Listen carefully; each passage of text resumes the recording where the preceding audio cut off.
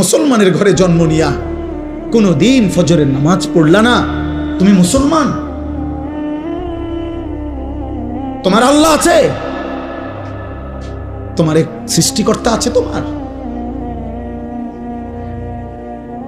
তোমার কোনো নবী আছে, তোমার কোনো ধর্ম আছে?